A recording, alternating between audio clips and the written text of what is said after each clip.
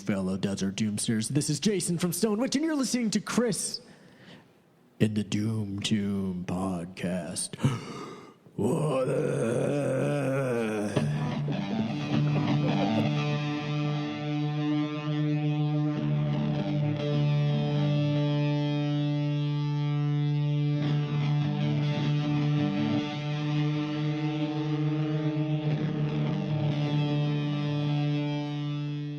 Hello, everyone, and welcome to the Doom Tomb Podcast.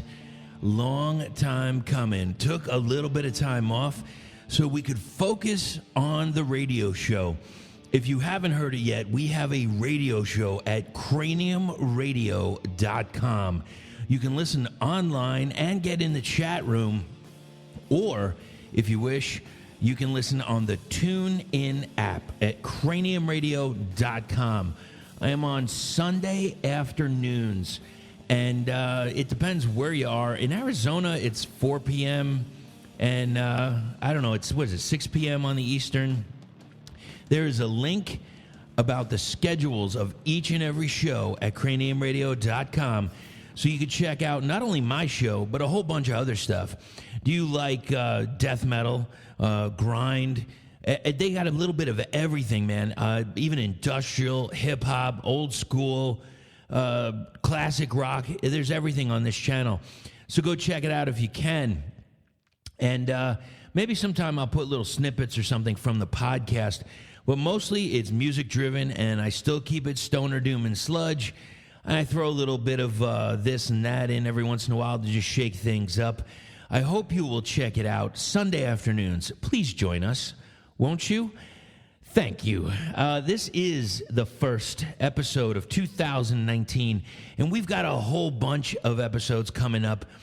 Some really killer names in the next few months. And, we're going to kick it off right now with this fantastic band. They played at the Lunchbox, which you'll hear, in Phoenix, Arizona. This was on location, so it gets a little loud. It got a little crazy. We had to do it in like 4 different segments, but we got it done. Let's, how about we just get into it, all right? This is Ruby the Hatchet.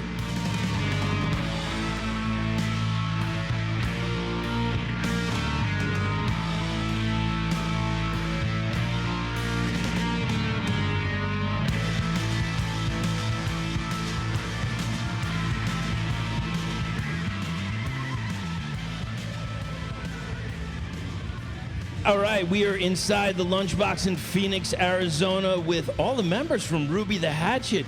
How's everybody doing tonight? Hello, very, very well. Doing good. Well, would you mind going around and just introducing yourselves? My name is Lake Muir. I play bass. My name is Guitar, and I play Johnny. My name is Owen Stewart, and I play drums. I'm Sean Her, and I play organ and synth. I'm Jillian Taylor, and I sing. Fantastic. Thank you so much. First question, I want to make sure. Are you from Philadelphia technically or Jersey? Both. Comme ça. From Jersey. Yeah. It's true. Some of us live in Philly now, but we're all originally from Jersey, Jersey boys. Okay, so here's the question. For the people that have been in Philadelphia, which is better, Geno's or Pat's? Neither. Neither. Oh my God. All right. So who are you choosing? Maybe don't advertise that. No, I was just kidding. If I had to pick, I'd pick Pat's. Yeah. Okay. No, Pat's is better than Geno's for sure. But What makes it so much better? it's not the food. It's the attitude of the people at the counter. Yeah. If you don't know how to order right, they treat you like shit, and it's perfect. Yeah. Well, that's isn't that like just typical Philly though? Yes. Now, has anybody ran the steps in Philly? Like a Rocky? No. Nobody? I've watched lots of people I've run the walked steps. them. Yeah, I've walked them as well. Yeah, we've walked them, but yeah, it's a lot. I've drank on them. Yeah. I feel like I'm the only asshole here. Like I had to do it once. You can go sledding there in the winter. Yeah, it's pretty cool. I've done that before. But if you're not careful, you shoot out into the street and there's cars coming and shit. So It's a you gotta watch major highway. But there's a lot of culture there, man. There's so much to do. when you're playing in Jersey and in Philly or the Pennsylvania area or even New England states, what are some of your favorite places to play? Places to play. St. Vitus is always fun. Any place that'll give us a sound check. Yeah, that's true. We don't always. So St. Vitus in Brooklyn? Yeah. St. Vitus is fun. They seem to be bringing a ton of talent in. Yeah. Just anybody and everybody. Any other places in, like, is there a place in Philly that you would recommend? Oh yeah, we play Johnny Brenda's. Brenda's Underground Arts is great. Kung Fu Necktie when it's like small and you want to pack it out. Yeah. Right. There's a lot of good spots. Oh, or it leaves where we did our. Or it leaves, yeah. Union Transfer is like the best in the city, but you got to kind of be a big shot to play there. We're not quite. Because you've got to be a big shot. Big shot. You know what? They might be starting.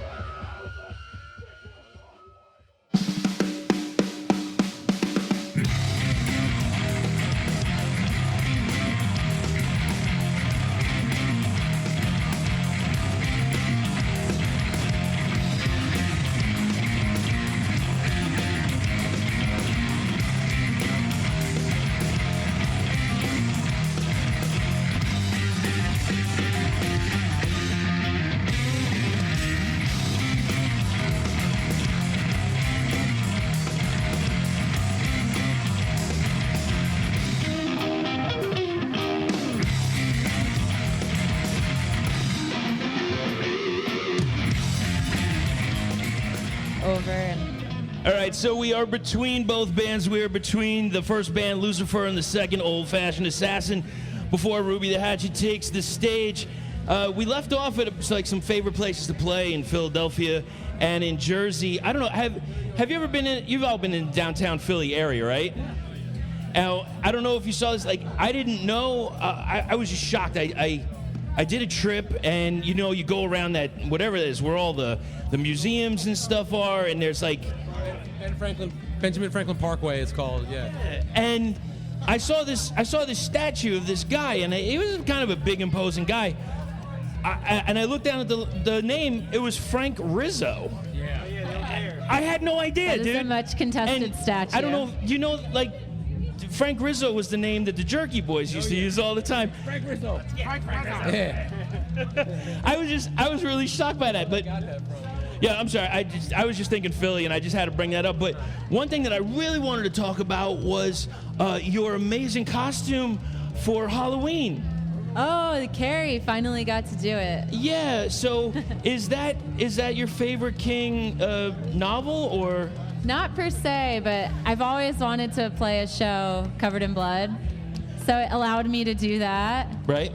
I'm kind of a Shining Misery, Pet Cemetery, Tommyknockers girl myself when it comes to King. Now, But- were you ever a fan of any of the other stuff he did on the Richard Bachman, like Thinner or something like that?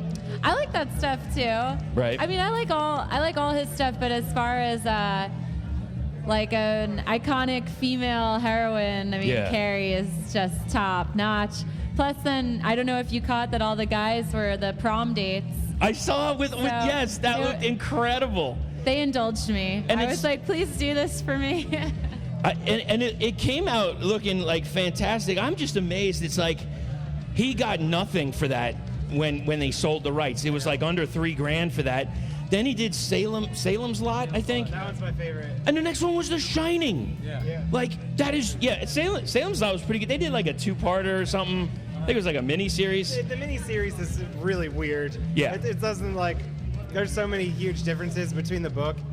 Like, the vampire in the book speaks and has dialogue, but in the movie, he just stands there and looks goofy with his fucking teeth out.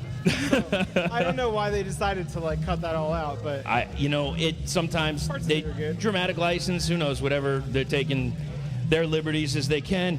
I don't know if you ever knew that, the high school that she went to? Oh, Bates? Bates High. Yeah. And that was like a nod to Psycho. I wondered that, Yeah. too, yeah. Yeah. I mean, I could just be pulling that right out of my ass, but that's what I'm going with. I think...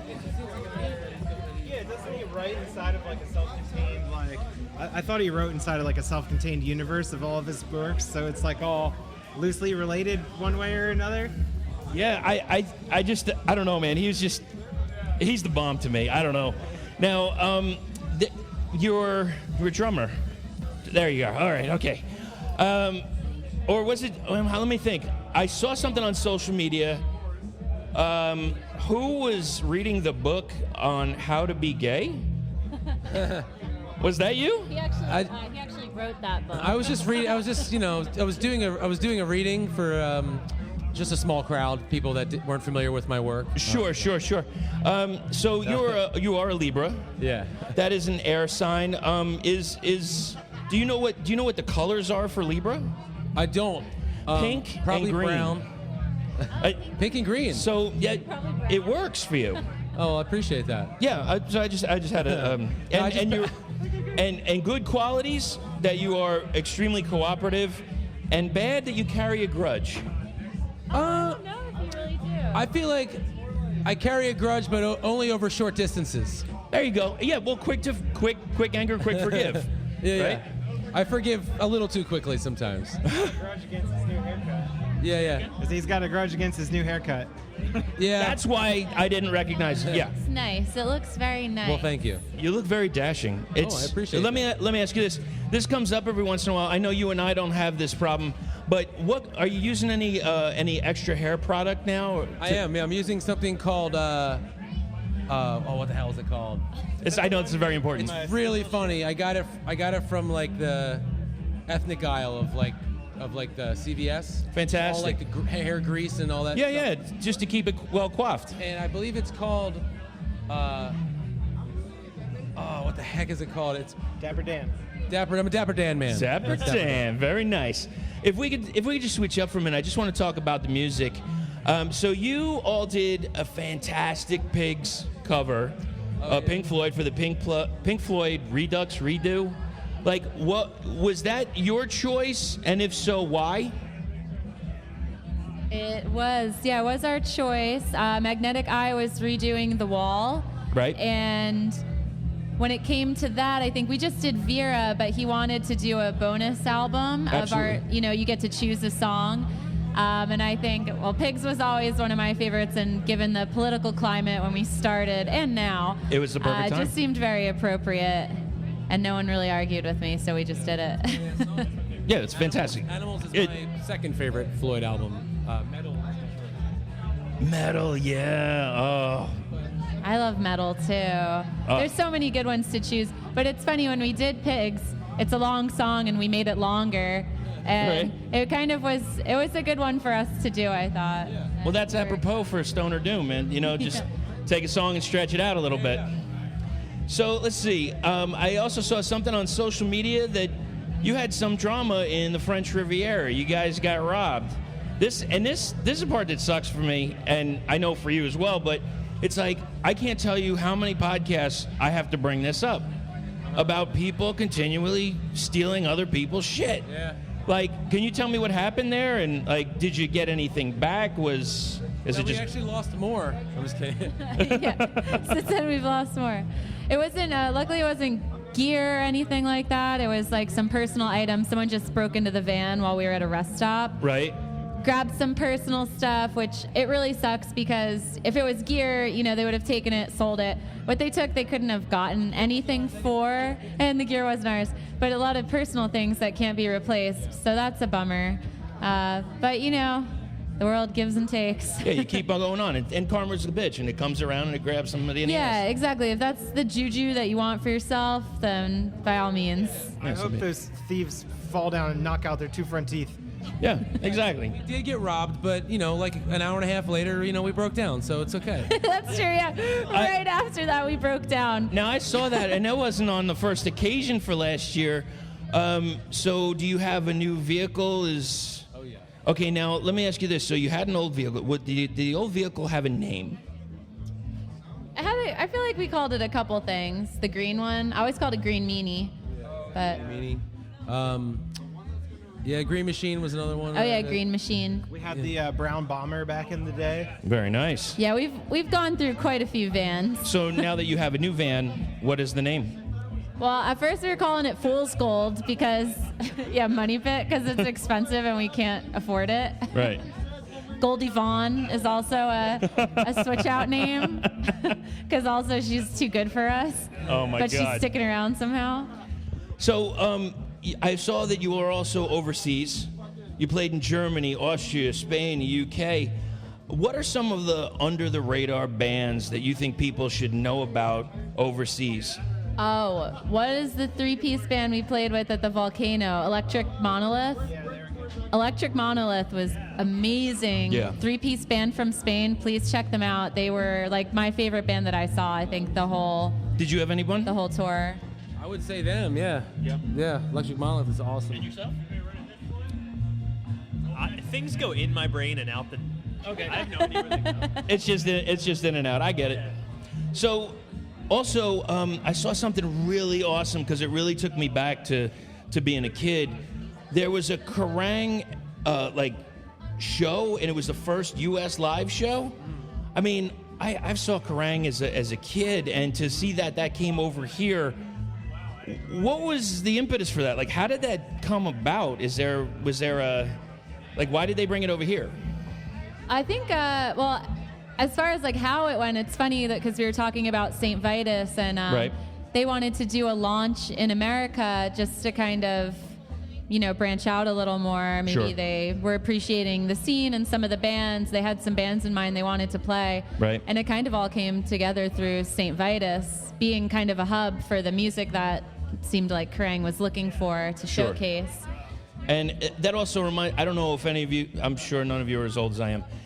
There was another magazine at that time called Metal Forces. I don't know that one. I'm sure you probably weren't alive. Okay, so we'll move forward. Alive, but I might have been not able to read yet. that possible. I was good at looking at pictures, but... Okay, so I was talking to somebody about this, and this has been on my mind a little bit. And I know some of this is about like food that you have on the road, or maybe like you have your favorite snack. I have to know, PB&J, yes or no? Oh, on the road it's tough, yeah. Yeah. Because you need like knives and things like that. As far as like keeping things in the van and being quick at rest stops, I bring instant oatmeal and a jar of peanut butter. Right. So easy, amazing. And sustainable. But you stay away from the bread. Yeah, I mean, if I had like the ability to make a sandwich in the van, I probably would, but it's like a couple extra steps. I get all over the place. It'd be lunch meat and peanut butter all over the place. Yeah. Okay, so if you have a choice, here's some choices: PB&J, creamy or crunchy, or Oh, crunchy. you going crunchy? Crunchy, 100%. Would I you? want to go with creamy only because I have a hole in my tooth. It Okay. tends to collect small debris. Oh my God, isn't that the worst? So- And it gets stuck in there, and it's awful. So would a you peanut ever? den. Would you ever? Oh, wait a second. Okay, yeah, that's my favorite. Would you ever substitute jelly for fluff? You would. Now, and what is the? Are you a soft marshmallow man? Is that? I am. Yeah. Oh, I He definitely am. is absolutely. Soft marshmallow man. But I mean that in the kindest way because I'm a full fluff fan. I love jelly. Really? Oh, you don't I was like never allowed to have fluff, so I never really was able to develop too much of like a dependency on it or anything. I just kind of... I say stop off at the Fry's, Safeway, whatever's around, Piggly Wiggly on tour, who knows, and grab some fluff, man. Your life will be changed forever. Okay. Just keep it away from the tooth. Oh, yeah. Mustache. So yeah, oh my gosh, nothing yeah. like a fluff mustache. Fluff stash. You have to open kind of wide and just so it doesn't get everywhere. He can definitely open wide. You know what? I'm not surprised. I appreciate you saying that. Thank you very much. Well, he is a Libra, and Yeah. it's been a whirlwind. So would you ever add banana and honey to the mix? 100%, Now we're 110%. talking. Now we're getting more into my wheelhouse here. Now we're talking more about my, This is where you're at home right now. I mean, I don't eat it very often at home, but Right. maybe in a different home. Now, finally, this is a very important thing. Would you ever substitute the peanut butter for cream cheese? Do a cream cheese and jelly? Ooh, you know what? Actually, my dad used to eat those like all the time when I was a kid, and My mom used to do that it too. seemed really gross, and then I tried it, and it's actually really good. Okay. It's strange, but it's. Now, would any of you have a weird sandwich combo that you'd like to share? John is the plainest eater. He's the plain. Okay, so there's not a whole lot. It's Yeah. Usually my sandwiches have a total of 3 ingredients, including the bread. okay. So you keep it simple. Yeah. I like a nice like Swiss cheese, onion, and mayo. Very Onion? simple. Are you frying the onions first? No, just raw red onions, sliced. Raw red. Oh yeah, crunchy. See, I'm thinking a sweet Vidalia, but you're going hardcore. Red. That's like Yeah. that's like almost like a Panera bread sandwich right there. Yeah, it's kind of Panera-esque. Would you ever think of maybe adding a little bacon to it, or like? No, I'm not really. I get a lot of shit for this, but I'm not really much of a bacon guy. And you don't need to be. 80 cents extra at Wawa, so who can afford the extra 80 cents for the bacon? People can be like, "What the heck's Wawa?" Everybody has priorities. So, let me ask you this. And again, I apologize. I know we got some people coming on stage, so I'm going to run through some of these. How many Ruby the Hatchet tattoos do you think are really out there? I saw some people grabbing some. Seen a couple. I would say maybe like, I've seen at least 3 or 4. yes, maybe there's like 10 out there. I we saw don't know that about. some guy got the Eliminator artwork on his shoulder. That was pretty cool. Yeah. And then, If you include ours, there's definitely 10. yeah, that's 10. Okay. And who is doing all your logos and illustrations? That's actually John for the most part. Oh, is it? Yeah. I mean, we do like to hire illustrators to do t-shirt designs when we can afford it. But when we're on a budget, I hunker down in the basement and do a lot of the design work. Yeah, and as John's self-appointed manager, I'm Yes. just going to take this time to plug Third Age Designs, which is the name he goes under if other bands are ever looking for flyers, artwork. We've had to make him whip so much up last minute. He's really good at it. We just added a new service. It's we can touch up your nudes. So if you take a nude, you want to send it to that new guy you've been seeing, but maybe there's like a wrinkle you want photoshopped out or larger areolas. Yeah, like a third nipple or something. Yeah, He like also I does can a make lot your of nipples bigger. unblurring. A lot of what? Unblurring. So if you have photos that Unblurring. have blurry nipples, Yes, yes. You can uncensor. blur them. Yeah. That's important. Look, you're like a man of the people. You're just helping where you can. And I think that's awesome. I mean, I just think that's fantastic. All right, so let's see. Where are we at here? Planetary Space Child. Let's chat for a second. Can I get maybe a sentence about each song? Or what if you can give me a remembrance of it or anything about the recording process or anything? Planetary Space Child? Most keyboards on a song we've ever done? Yeah. And I love it, by the way. I think that sounds so refreshing in this genre to bring that in. There's a band that's outside right now that's not playing tonight, and they have a keyboardist. Actually, their keyboardist is out there right now. I think it brings such a dynamic feel to it, and I think we might have to stop again. Oh, okay. Yeah. Yeah. We'll get back to it. We'll finish it. I like that it's in sections.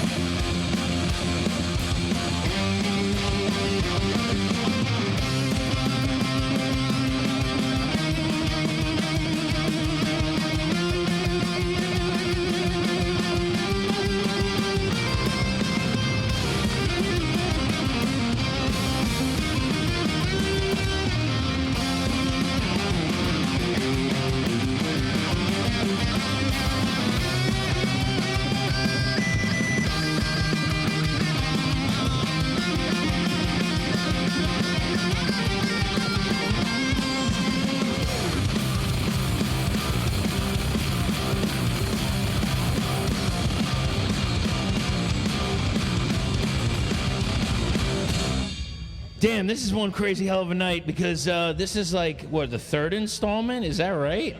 Third installment of this interview, and we're just going to keep rolling along. You know, we had... Oh, there you go. Hey!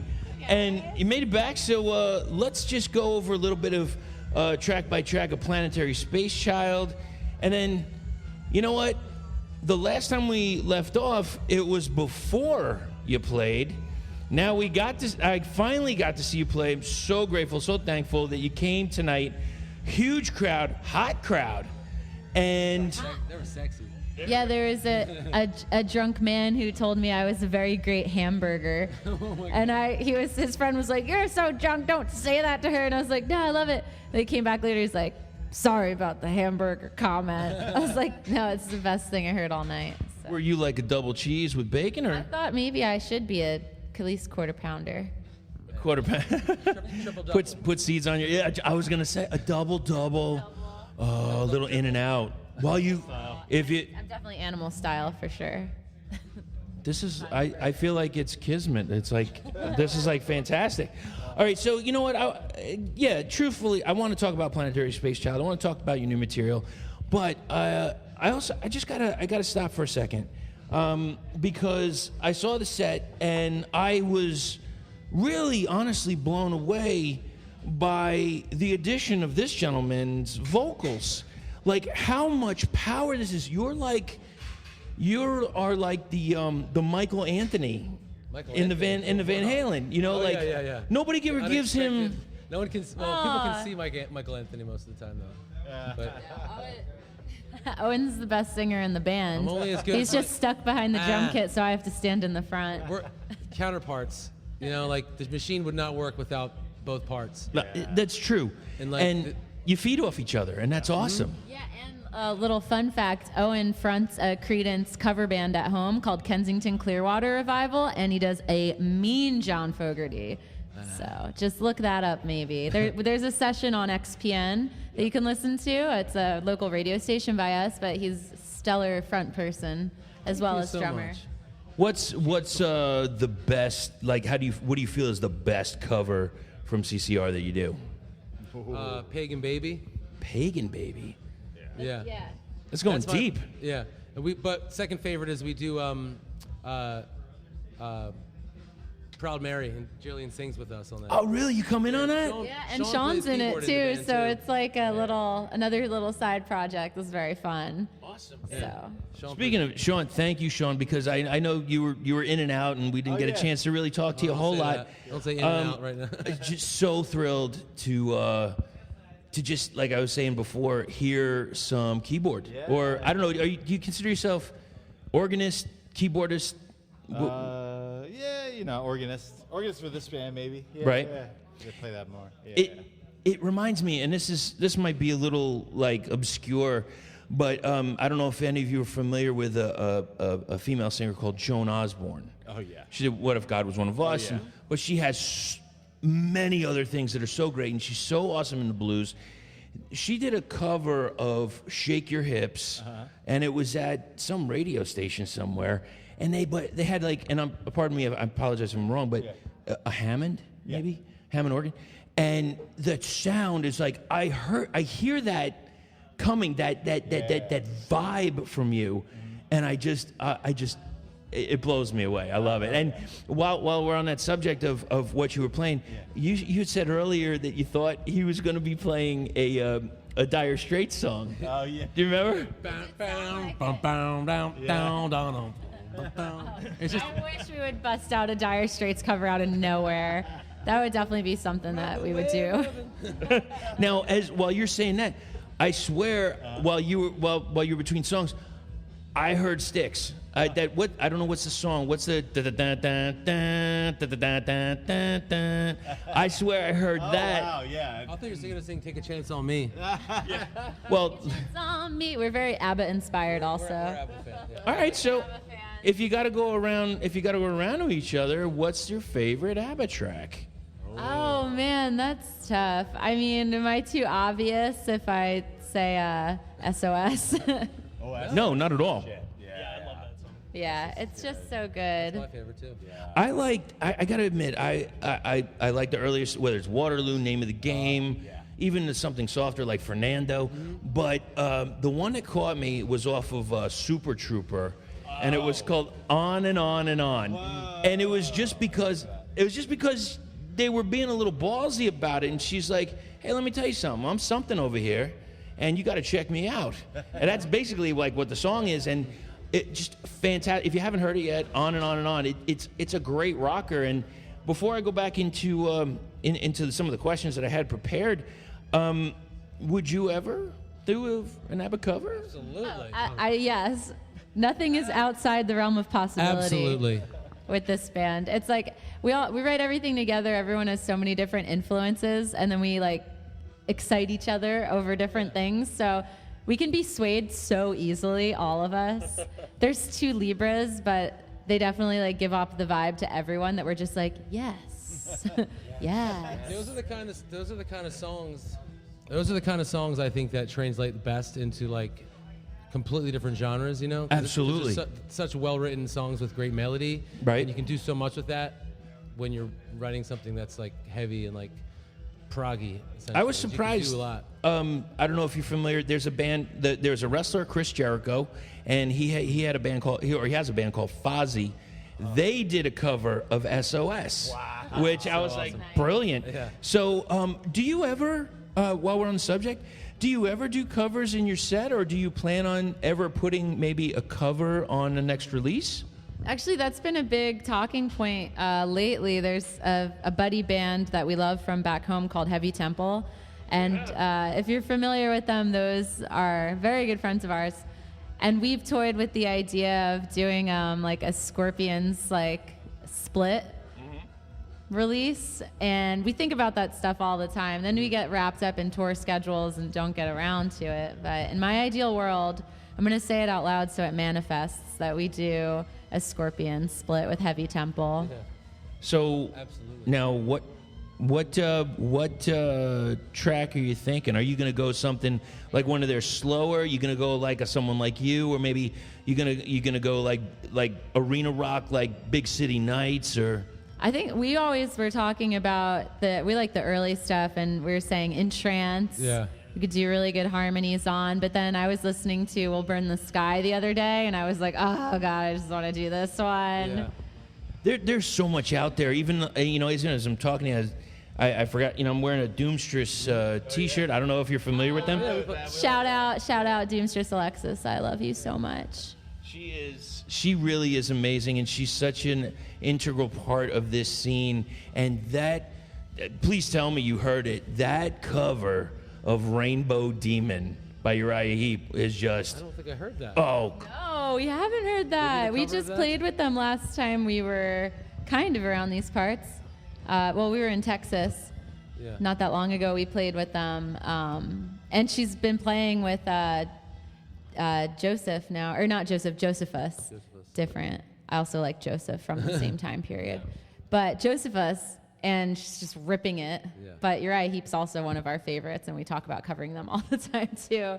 It's just really tough. It's really really good tough. bands to cover. Sometimes with bands, you're like, well, it's up to Sean and John if they want to learn this 5-minute solo. Yeah. so let's put out even something bigger, because you're talking about manifestation, and that's very important. Let's talk about how about if we could do a manifesting of all Stoner Doom covers, and not just like the Pink Floyd, and which, believe me, I play that on the radio show every week. At least I pick one track. I think that some of the things that whether it was either the band Worshipper or whether it was Elephant Tree or whoever it was, everyone brought something fresh and new, and even Breathe by Red Mesa. I mean, they were all such great tracks. There's something out there for this. There's something where there could be a great stoner, doom, sludge, whatever you want to call it, whatever the genre you want to feel it, and just do all covers. I mean, Magnetic Eye, are you out there? What's going on? Are we gonna do something new?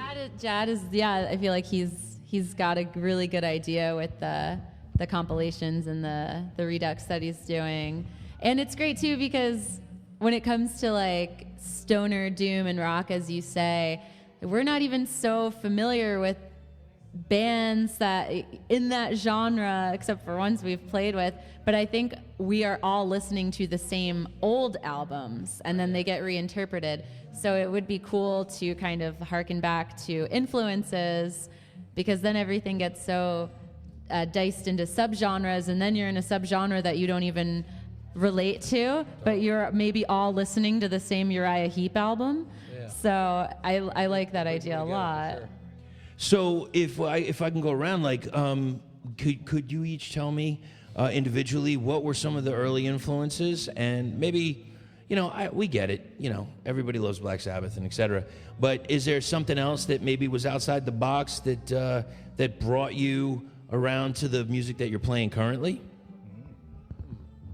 That Toadies record, Rubberneck, that was like the first thing I heard with like crushing riffs, and I'm like, yeah, I want to play riffs like that too, like melodic and like, heavy. Yeah, Toadies, heavy, Texas.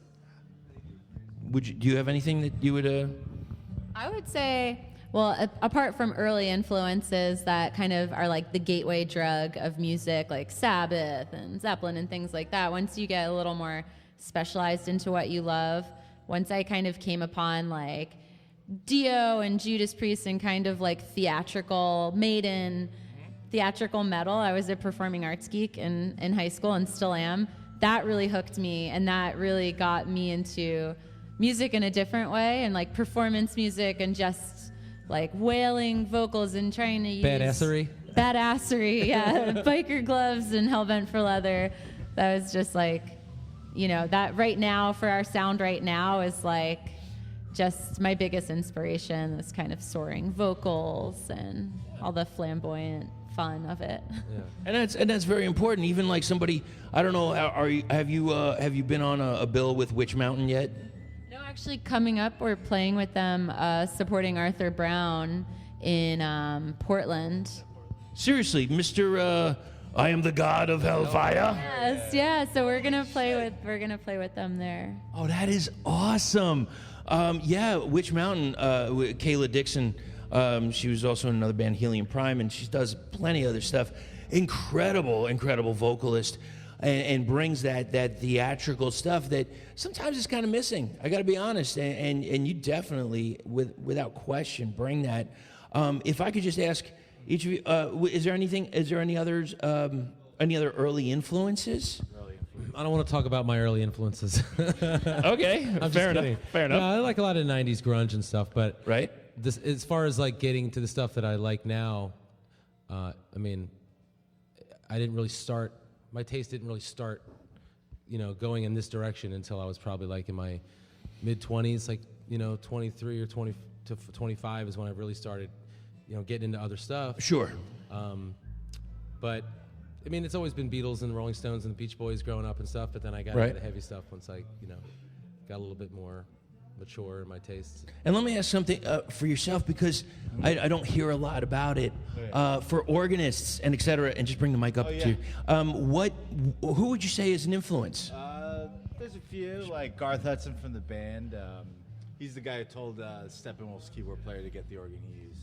For those who don't know. Now, Garth Hudson's the shit. What do you think? Let me ask you this, because I interviewed this band a while ago, Green Druid. Okay. And they play a slower, tune low, played slow, heavy doom. And it's odd because on YouTube I hit the double play, so I heard it twice as fast, and it went from doom to stoner. Now, so I was, of course, I might have had too many hits on the vape. I'm not really quite sure, but so I went through and I'm always looking on this. Will this song doom? Will it go low and play so? So I saw Fanfare for the Common Man, ELP. Like, is somebody like that an influence on you? I dig them a lot, but generally no, because I'm more like going like. He's got more soul. Yeah. More soul, yeah. No, I'm just kidding. I'm a Beatles man. Sean, it's to interject for Sean, has a very long history in ska bands and reggae. So that's kind of, I feel like, the angle that he entered. And then upon meeting us, we kind of kidnapped him into the then you get into more like ELP, Deep Purple, things like that. But I feel like Sean, like when I hear Jackie Me Too, I think I'm like, oh, there's Sean with like, he just makes you feel good. If he just gets up and just plays a couple chords, he goes to feel good stuff. He's not, Steely Dan. Is there any chance that somebody, it's going to come from the group collective that you're going to do a ska cover, have some guy come out in a zoot suit and just dancing for then that's all he does? He doesn't sing, he doesn't have an instrument. Yeah, he might get sued by the Mighty Mighty Boss Tones. Yeah. That's true. No, that might end up in a video somewhere, though. It would be hilarious. Never say never with music. No. Look at what bands lived through in the 80s. You can never say never. We don't want it to turn into a riot. It's to riot on our hand. Keep those bottles of beer right where they are. Yeah. Throw back a bottle of beer. Yeah. Or so that was Zuzu Right. What was it? Cherry Poppin' Daddies. What was the other? That's such a terrible What was? No. Yeah. Was it Hell or something in the afterlife? Yep. Oh my God, I feel so fucking old. Jeez. Okay, so anyway, we left off. We left. Hey, buddy. Oh, They're probably trying to close out. no worries. Thank you, John. We probably should wrap it up pretty soon because I think they're trying to close. Okay, I'm gonna go down this list pretty quickly. Last thing we talked about was Killer, and I think we screamed it. Could you just give me a quick one-liner about Killer? Oh, yeah. So upon writing Killer, for me at least, Ted Cruz running for president, everyone was calling him the Zodiac Killer, and I was listening to an audiobook on the Zodiac Killer. And then, they had the riffs and the song, and I just wrote the lyrics to Killer. And it used to have more, it used to make more sense back when Ted Cruz was running for president. And I used to be like, this song's about Ted Cruz, the Zodiac Killer. Right on. Pagan Ritual. What can you say about it? Well, as far as playing the song goes, it's a lot of fun. And it's funky in the middle, and it's got some nice. Donald Trump was elected while we were recording that one. Oh yeah. It was like the day before we started guitar. I broke a lot of heads on that recording day. A lot of frustration there. What can somebody tell me about The Fool? Well, I can tell you that I forgot all about that song until just now. Okay. Yes. Okay. We've had that song written for like forever. Yeah, like that was the first song out of the new record that we wrote, and we did that Uncle Acid tour in like 2015, and we were playing it live for that whole month. So that thing's been floating around. I will say, like, from a vocal perspective, I never write about relationships because I think they're lame and there's, like, way cooler shit to write about, like medievalness and wizardry. But The Fool is actually about a relationship, and I'm the fool. So that's the one little... But I'm a wench fool. Symphony of the Night. Yeah, Owen should take over that one because he named it. I'm a big fan of the game, the Castlevania game, Symphony of the Night for PlayStation. Right. And Konami? By Konami. So play it a lot, and it's got a really awesome soundtrack. Sure. And I don't know that the name of it just always stuck with me. And when we wrote that song, it just felt like a Castlevania song. Castlevania might have been Capcom. And It might have been Capcom. But yeah, it's named after a Castlevania. awesome. Gemini, Gemini, the straight rocker. What can you say about it? Anybody got anything about it? About Gemini? Yeah, I wrote that one in the backyard on an acoustic guitar while eating hot dogs. Fantastic. And then we decided to incorporate it into our catalog later on. So like one major key song. One major key song. I didn't make up that hot dogs thing, though. That actually happened. So I'm just going to go through some rapid fire because I know they're going to close up this place. One thing quickly, I'm trying to, even when it was live, I'm trying to nail down your vocal. It's very difficult, but I wrote some stuff as I was listening to your music that I hear that there was this band in the 80s, early 90s, Saraya, beautiful vocalist. Sandy Saraya was her name, and they had 2 albums. They had a few hits on MTV.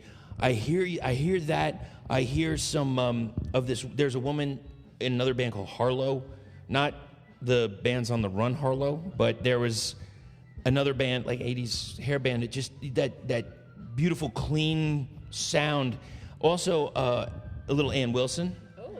And a doomy Stevie Nicks. It's funny, the first show that kicked off this tour in Philly, we played with a friend's band called Age of Truth, and when we first met them, the one guy would not stop calling me Evil Stevie, and then that was like my nickname, and I really liked it. So yeah, he would always call me Evil Stevie. I think I actually pissed somebody off. I'm sorry, what? No, I'm just gonna pack up while you guys Okay. finish up. I think I actually pissed somebody off one day because they were a heavy doom band, real sludgy, and the person dressed up kind of like Stevie Nicks to me. Black lace and like long dress, and has anybody ever told you that you're like the doom version of Stevie Nicks? And just no, not even. Maybe she didn't know what you were talking about. No, Come on, yeah. Write a better song than Dreams, lady. Okay, so if you were to say what is the main difference between Planetary Space Child, Valley of the Snake, and the album I can't pronounce? Ouroboros. Ouroboros. Yeah. What would you say is the difference or the progression of that sound? Those are definitely like progressive chapters in the band's history, I guess. Right. Like when we wrote the first record, we hadn't really been a band for too long. And Sean didn't like write for that album. Yeah. Okay. That's the biggest difference to me. It's when kind of Sean entered full time. You could really tell it takes that was over. like, kind of while we were recording the next one. Mm-hmm. And then the last record has the most Sean influence on it. I made all the gear we recorded. Oh, right. Oh, fantastic. Tubes. It's all what? All tubes on the front end. No transistors on the front end. So. I appreciate you saying that. I don't have a clue what that means, but I'm going to take your word for it. Rewired the flux capacitor a few times. Is that it? Was it what you said it at like 2.3 gigawatts, right? Was that, am I right? Yes, that's exact. Actually, 88 miles per hour. Yes, that's what it is. Okay, what's coming up on the horizon for new material? Well, we've been writing a lot. We got like a really cool like proggy multiple stage jam we're working on. I'm really excited about. But yeah, we got a few more to cook. I don't know. We're in writing phase now, so we'll see. Yeah. Okay. Is there anything that you want to let out of the bag, or are we going to keep it under wraps until yes? Go ahead. I've been considering adding wigs to my stage attire. Hey, Dan loves wigs. It's like it's a thing. Like when Halloween comes, he always has a wig. Yeah, I'm if you got somebody, partial please to let a me know. bob cut, really. I mean, Jesus Christ, we put our heads together and make an ass of I like ourselves. having bangs. All right, so we're gonna end this. Just a few quick rapid fire questions. Okay. iPhone or Android? iPhone. iPhone. No Android. I bet Mr. Drummer over there is Android. Oh, he's broken iPhone. iPhone 5S. Super broken iPhone. Oh, that poor. He's a no case guy. Come on, he's no case broken iPhone. On tour, do you prefer driving or passenger? Driving. We all like driving a lot, I think. Really? And Driving. Oh yeah. I do now with this new van. Yeah, it's true. Yeah, driving's cool. You get to like drive. There's day shift and night shift people, so we take turns. Okay. Yeah. Favorite? What the hell did I write? All right, a favorite cheese. Oh. You go first. I like the yellow one that comes in the plastic container, individually wrapped slices. Oh, the Kraft American singles. Yeah, absolutely. Shout out to Kraft. Somebody need look. Sponsors are sponsors. Who gives a shit who it is?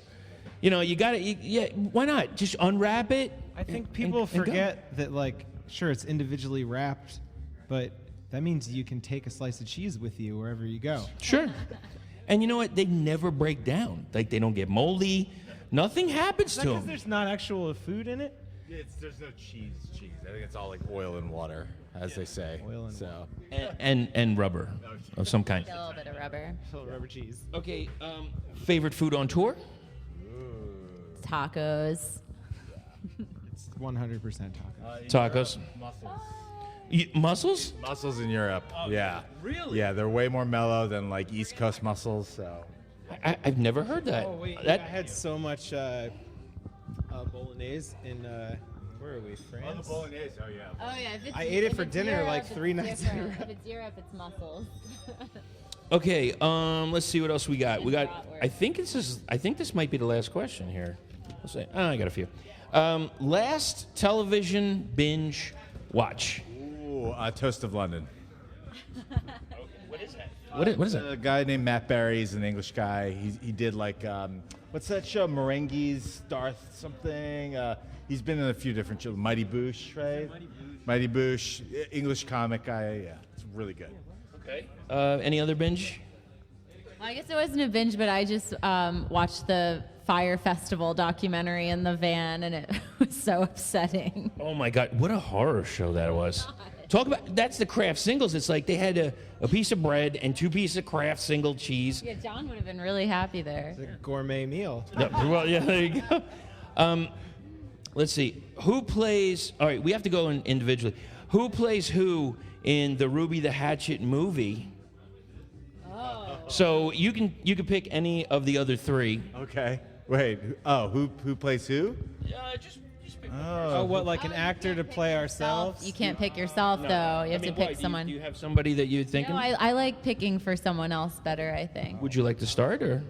I think, yes, I'm going to start with Sean, and I'm going to go with Johnny Depp, because when we were in Brussels at a gay karaoke bar, everyone kept coming up and asking if, I'm just going to be frank, are you fucking him? And I said, no. And then they asked all the other guys, why no one fucking him? He's Asian Johnny Depp. So I'm going to go Johnny Depp for Sean. Okay, so let's go over here. What do you think? You get to pick anybody? Oh shit. Let's see. Who would do? Who's the guy? Lock, Stock, and 2 Smoking Barrels. You're thinking of Bruce Willis from Die Hard. No, he's too old for you now. No. I've got the dirty tank top in the car, and the khakis. The guy from Turkish from what's his name? Jason. Statham. Oh, and Crank and all that. Yeah. Oh, that's nice. Yeah. Well, he I'm definitely he is a buff guy. I mean, he's got the look. Okay, so since you have the mic and so who's left? Lake. you pick anybody. Oh, and me. Go easy. Well, I'm not touching that one.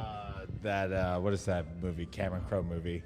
Who's gonna play it? Almost Famous. Russell from Stillwater. Russell from Yeah, totally. Oh, absolutely. All right, I got Jillian's.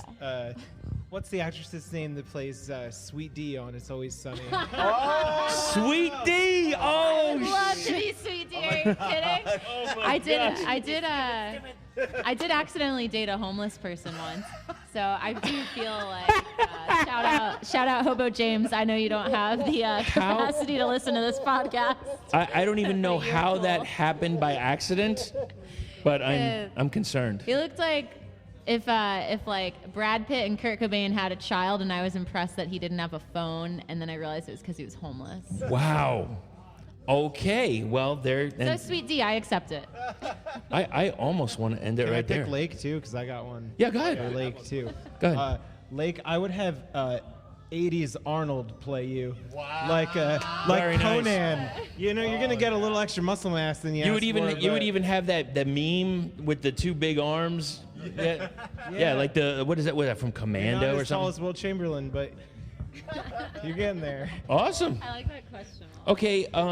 Thank you. Thank you. Oh, thank you. Les, are any of you football fans? Do you care? Oh yeah. I was peer pressured into being a football fan last year. Since the Eagles are not in it, I apologize. I'm sorry. Yeah, I really have no say in it. Patriots or Rams? Who are you picking? Rams. Yeah, the Fuck Patriots. the Patriots. Fuck the Patriots. I hope they fall down and knock out their 2 front teeth. Every single I hope one they of get them. put through the fucking wall. Finally, just 2 things. Last movie you saw in the theater. Fuck was it? You go to the movies a lot. Yeah, I do. That's why I can't remember. Yeah. Wait. Aquaman? I just saw Aquaman. No, the last thing I think I saw might have been that Harry Potter spin-off sequel with Johnny Depp. He's got like crazy eye color in it. It's freaky. I feel like the last movie I saw might have been The Witch, which is a long time ago. So it came out in like 2005. I know. I don't get out much. That's all right. Whatever. If you didn't, you don't get out. That's I was cool. busy, picking up homeless folk. Yes, homeless folk. So listen, it's nice and quiet now, and it's just the three of us. And I want to say thank you so much for your time. You guys have been amazing, and gals, ladies. Hey. You have been phenomenal with just giving me a whole bunch of time that you really didn't have to. And Our pleasure. I'm grateful. I really appreciate it. You guys are killer, and I can't wait to see you come around again. I hope you have much success, health, wealth, and happiness in 2019, and have a kick-ass tour. Sell out your merch, and just keep on going strong, because what you have is beautiful. It's magic, and I love it. Aw, thank you so much. It's our pleasure. Thank you very much, and have a great night. No, that was great. Thanks to everybody in Ruby the Hatchet for hanging out. I really appreciated their time. And so I thought that went pretty well. That was a good kickoff for 2019. Now let's check out the title track from their last release, Planetary Space Child. This is the first track off that, and yeah, you guessed it. It's Planetary Space Child. Check it out.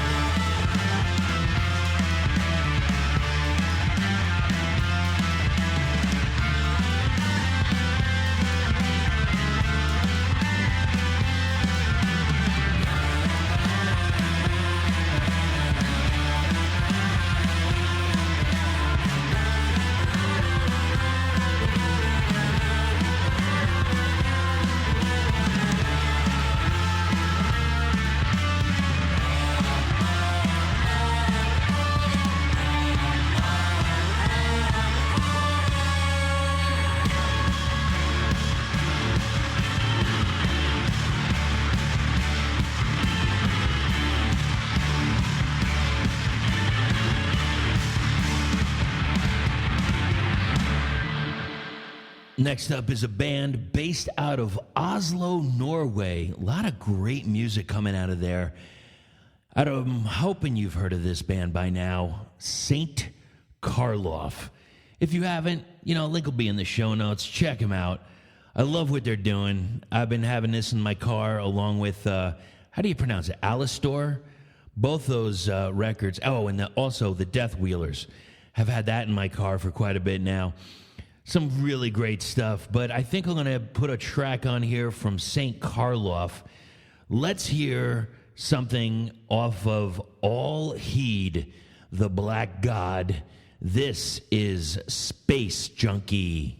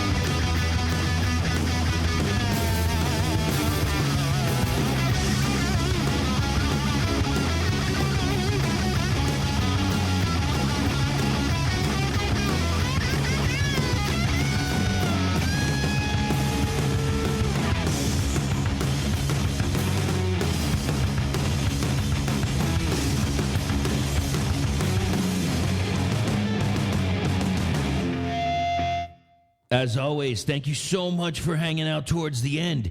It's doomtombpodcast at gmail.com. If you have a submission or you just want to get in touch or you want to say something, whatever it is, just let me know. Throw me a line, talk to me, hit me up. And if you're listening on iTunes, we would really appreciate a 5-star review, and just leave a comment and let me know what you think. I've had some great responses over the past couple weeks, and I thank each and every one of you.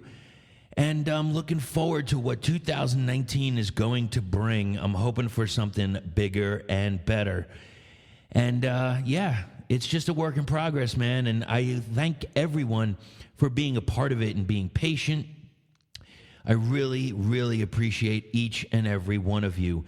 Every comment, every question, every suggestion, everything from the bottom of my heart. Thank you all so very, very much. And until that time, the next time, in the meantime, the in-between time, enjoy yourselves. Keep going to the shows. Buy some band merch every once in a while. And don't forget to stay heavy. Black is not only beautiful, it's good.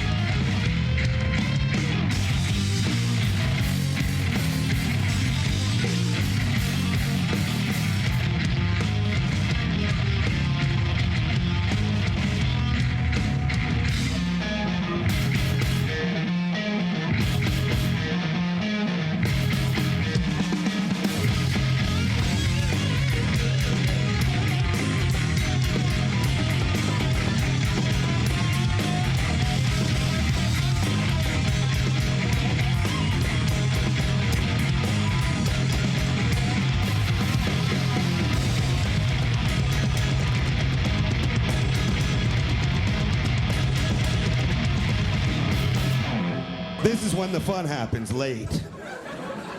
You ever hang out all night long and then you go home a little early? Yes, sir. Then you get that call the next day. You know that call. You should have hung out, man. What happened? Oh. 10 minutes after you left. It's always 10 minutes after you leave when all the fun shows up. Like the fun mobile's a block behind you at all times, full of strippers and midgets and balloons and every type of fun imaginable. 10 minutes after you left, the Dixie Chicks broke in and fucked everybody. Even the fat boy with asthma wearing the Babylon 5 t-shirt got a hand job. And it's never gonna happen again.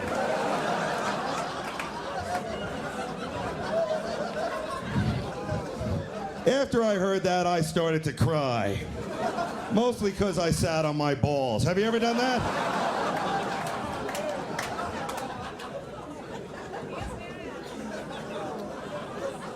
Well, there's a quote that Dio told to Dave Mustaine one time, and it was, well, you know, we can jerk each other off all day, or we can smoke this joint.